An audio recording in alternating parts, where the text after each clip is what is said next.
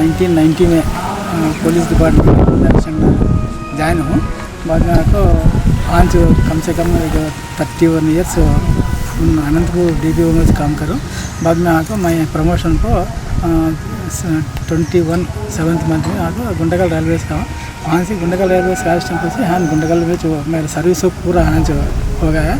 क्या कहता है हाँ सूर्य ने भी अच्छा मुझे कोऑपरेट करी हाँ भी हाँ अनंतपुर में है तो भी सूर्य ने अच्छा कोऑपरेट कर पाया। क्या भी गलतियाँ मेरे से चल नहीं सका तो भी कोऑपरेट कर पाए मैं सक्सेस आज अच्छा सक्सेस से रिटायर्ड हूँ। और बच्चे मैं से भी अच्छा देख लेने से मैं बाहर पढ़ूँ जब वो बीमारी में से जब उनका सपोर्ट नहीं तो मैं जब वो बाहर पढ़ सकता नहीं बीमार इस टाइम पर अच्छा सपोर्ट करी मुझे 2 दिन साल हंदे मेरे जमे हंदे बेटा हंदे सुद्दी ने मिलकर मेरे 2 बच्चे सुद्दी ने भी अच्छा मुझे ये करके बाहर डाले नहीं तो मैं इतने दिन जीता कर लेता भी नहीं वो बीमार इस टाइम को। अब क्या था अल्लाह फजल से अच्छा हूँ जिंदगी में क्या कुछ नहीं है। अगर मैं क्या कहता वो हाँ से कैसा करना है क्या करना है अब फ्यूचर में क्या करना है कर लेना का भी डिसाइड कर लिया नहीं। लेकिन अब से जरा फ्री वर्ड होता हूँ कैसा था काम कर लेना कर लेते भी काम कर लेने की टाइम रहता है काम भी कर ले सकता हूँ। अब मैं क्या कहता हूँ मैं पहले हाँ अनंतपुर मास टेम्पल से भी जीना भी वहाँ से हम गुंडकल को शिफ्ट करेंगे तो करने की भी मुझे दिल चाहे नहीं कहता मैं गएंगे तो भी मेरे जोर आकर नको हाँ कहीं को यहाँ बच्चे सो है नहीं क्या गोल को हाँ अनंतपुर में ठीक हो गया। बाद में आकर हमारा अम्मी हती अम्मी आकर उन्हें पेशेंट हो उन्हें बाहर निकल सकते नहीं इसके बारे में सोच को गुंडकल को फैमिली शिफ्ट करे आने। अब वो हमारा अम्मी भी चल गई अब तो वो है सब मैं चूँ। अब मैं नौकरी में रिटायर्ड हो गया आज रिटायर्ड होने के बाद फ्यूचर में मैं हो सके करना कर लेकर एक डिसीजन कर लेकर घर में जोरू बच्चे से बात कर लेकर फाइनलाइज कर लेना कर लेंगे। ఆయన మా జిల్లా ఎస్పీ ఆఫీస్ అనంతపురంలో కూడా ప్రయాణం కొనసాగించుకుని వచ్చాడు. ఎక్కువగా నాకు తెలిసి ఆయనకు అన్ని కూడా మంచి కీ పోస్టులు పడ్డాయి. నేను కాసిం పీరా గారు ఇద్దరు ఒకే యూనిట్ నుంచి వచ్చినాం మేము. ఆయన జూనియర్ అసిస్టెంట్ గాను నేను టైపిస్ట్ గాను ఇద్దరు అపాయింట్ అయినాం అక్కడ. కాకపోతే కాసిం పీరా గారు ఫ్రెండ్లీగా మృదు స్వభావి అతను ఏదైనా చిన్న చిన్న పొరపాట్లు ఉన్నా కూడా అడ్జస్ట్ చేసుకునే మనస్తత్వం గల వ్యక్తి.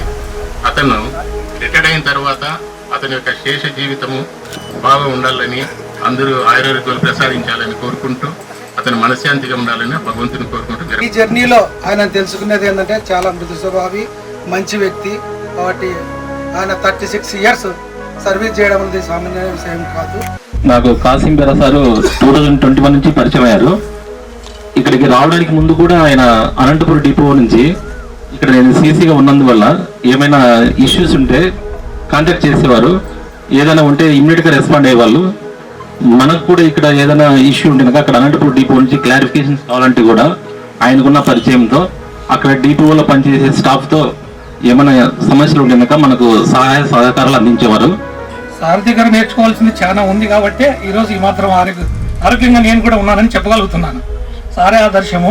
అనంతపురం నుంచి గుంతకలకు తిరగడము ఓపికతో పని చేయడము వాకింగ్ చేసుకుంటూ ఉండడము నేను కూడా చీఫ్ ఆఫీస్కి పథకాలకి దానికి పోవడం కూడా సారే నాకు ఆదర్శం.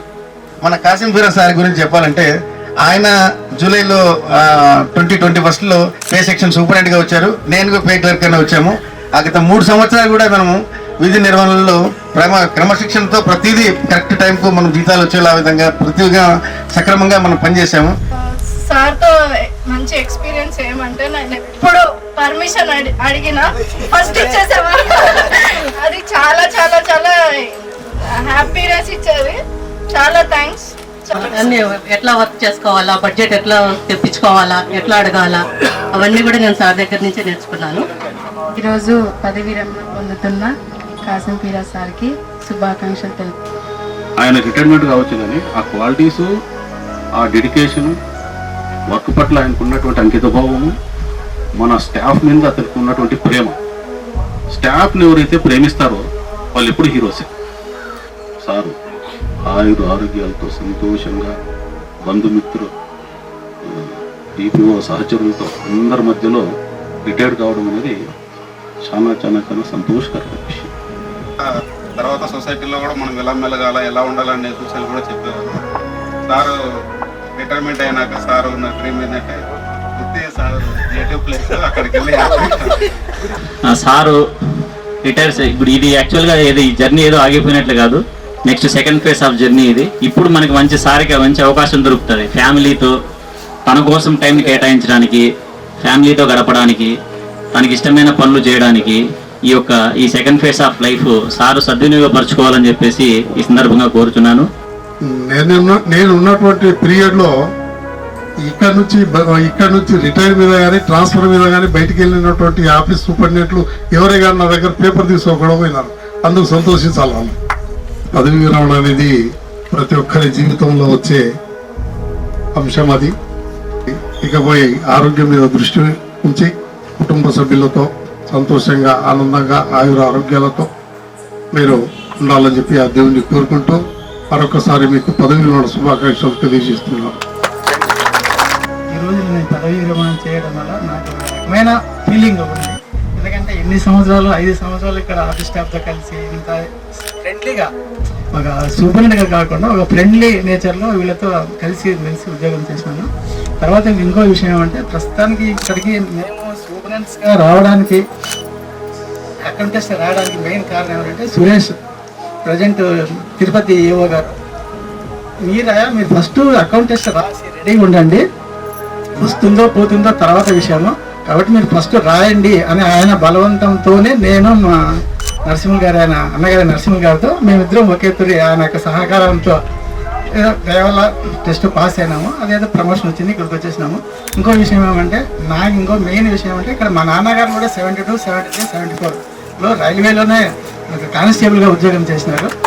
తర్వాత ప్రత్యేకం ఏమంటే నాకు తెలిసిన విషయం పర్వాలేదు, కానీ తెలియకపోతే నాకంటే జూనియర్లైనా చిన్న పిల్లలైనా కానీ వాళ్ళతో అడిగి తెలుసుకొని ఆ వర్క్ కంప్లీట్ చేసేవాడిని సార్ నేను. ఇంకో విషయం ఏమంటే నేను రిటైర్డ్ అయిన తర్వాత ఏం చేయాలని ఇంతవరకు డిసిషన్ తీసుకోలేదు. ఏమన్నా అవసరం వచ్చి సార్ ఇట్లుంటా సార్ ఇది పరిస్థితి సార్ అంటే సరే అట్లా కానివ్వండి అనేవాళ్ళు, కానీ అది వద్దు ఇది వద్దు ఇట్లా చేయండి అట్లా చేయండి అనేవాళ్ళు ఎవరు లేరు మాకి.